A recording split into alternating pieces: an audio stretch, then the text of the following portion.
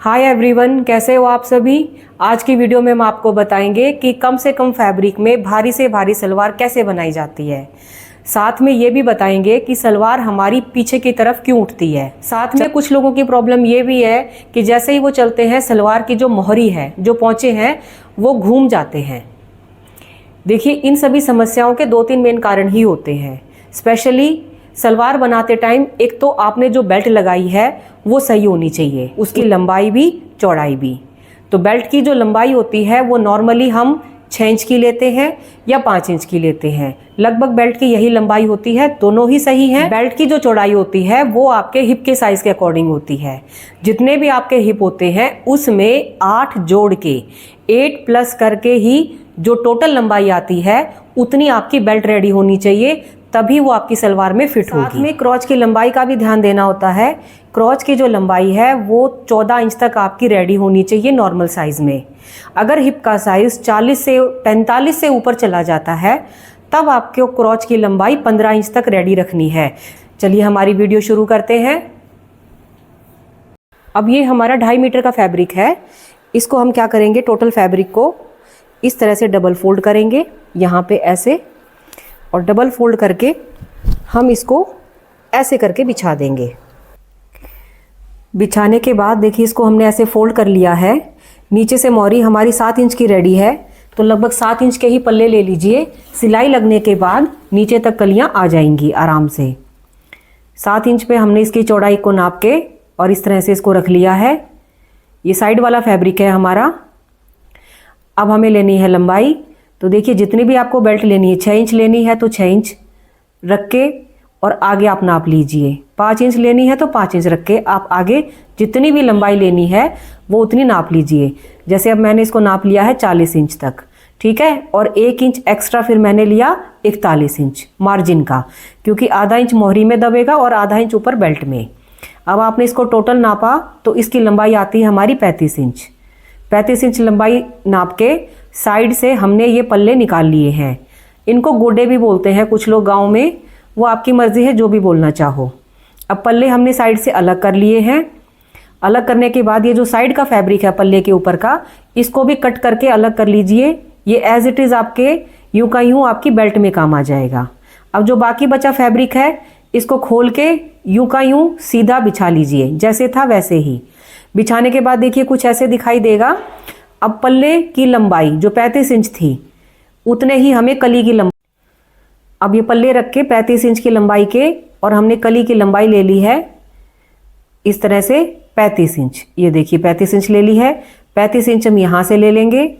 ये आपको फैब्रिक कटा हुआ दिख रहा होगा क्योंकि वीडियो हमारी बीच में से नहीं बन पाई थी, इसलिए कटिंग के बाद दोबारा बना रही हूँ।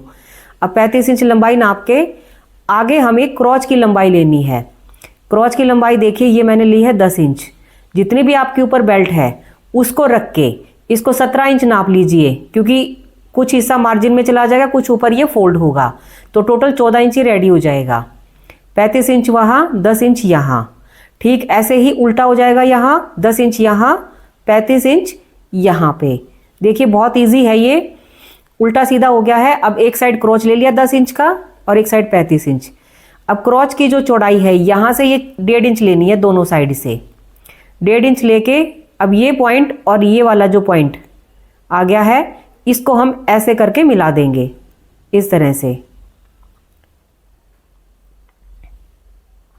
कली की लंबाई 35 इंच हो गई और क्रॉच की लंबाई हो गई 10 इंच, ठीक है। मिलाने के बाद अब हम इसको इस तरह से कट कर लेंगे। वैसे तो ऑलरेडी कट था ये, बट दिखाने के लिए फिर से मैं आपको दिखा देती हूँ। कट होने के बाद अब ये देखिए हमारी 4 कलियां आ गई हैं, बिल्कुल सेम टू सेम। एक के ऊपर रख के देखोगे आप तो भी आपको पता चल जाएगा बिल्कुल सेम है। ये देखिए कितनी भारी सलवार बन गई हमारी। ये लगभग 35 इंच तक, 34 इंच तक चौड़ाई इसकी रेडी हो जाएगी। अब जो बाकी बचा फैब्रिक है इसमें निकालनी है हमें बेल्ट। तो बेल्ट का जो ये फैब्रिक है इसको देखिए, बेल्ट हमें जो रेडी करनी है वो है जैसे हिप के साइज में 8 जोड़ के। हिप 42 इंच के 8 जोड़ा तो वो आ गया 50, यानी टोटल लंबाई बेल्ट की 50 इंच रेडी चाहिए। अब डबल रखी हुई है तो इसका मतलब 25 रेडी चाहिए। कुछ सिलाई में भी दबेगा तो 2 इंच एक्स्ट्रा हमने इसको ले लिया है 27 इंच। दोनों साइड सिलाई वगैरह में दब के इजीली ये 25 इंच रेडी हो जाएगा। अब इसको कट कर लेंगे। कट करने के बाद अब आपको देखिए चुन्नटें कैसे डालनी है वो हम बताते हैं। ये बेल्ट का पीछे का सेंटर पॉइंट और ये हमारा आगे का सेंटर पॉइंट, ये क्रॉच वाला एरिया होगा पीछे का और आगे का। इसके नीचे हमारी कलियों का क्रॉच जुड़ जाएगा, यानी आसन जिसको बोलते हैं। तो सेंटर पॉइंट से हमारा आसन निकलता है बीच में से, ठीक है। अब जो आसन वाला एरिया है, ये क्रॉच का एरिया है, यहां से 10 इंच इस साइड और 10 इंच इस साइड लेके इस एरिया में हमें डालनी है चुन्नटें, इस एरिया में, ठीक है। इस तरह से चुन्नट हमारी डल जाएंगी, जो भी हमारा फैब्रिक बचेगा। ये क्लियर हो गया है आपको। ये हिस्सा हमारा बिना चुन्नट के रहेगा पीछे का, और ये वाला साइड का हिस्सा। अब देखिए जो आगे का सेंटर पॉइंट है, सिलाई लगने के बाद लगभग 1 इंच इस साइड और 1 इंच इस साइड, यहाँ पे प्लेट हल्की डालनी है, बिल्कुल कम मात्रा में। बाकी जो बीच का हिस्सा बचता है इसमें आपको प्लेटें ज़्यादा डालनी है। जो भी फैब्रिक बच जाए उसको इसमें एडजस्ट कर दो। यहाँ से प्लेट शुरू होगी, यहाँ से दोनों साइड से 10-10 इंच से, और अंदर 1-1 इंच तक थोड़ी सी हल्की डालिए आप प्लेट, क्योंकि अंदर की तरफ ये सलवार फिर घुसने लग जाती है। अब देखिए ये जो पीछे का जो आसन था, 2 प्लेटें हमारी यहाँ भी डलेंगी। कुछ लोग 2-2 डाल देते हैं, 4 डाल सकते हो आप, नहीं तो 2 प्लेट फिर बड़े साइज की डालनी है आपको। पीछे भी प्लेट डालनी होती है ताकि सलवार आपकी बैलेंस रहे, ठीक है। ये इस तरह से होती है हमारी सलवार की कटिंग और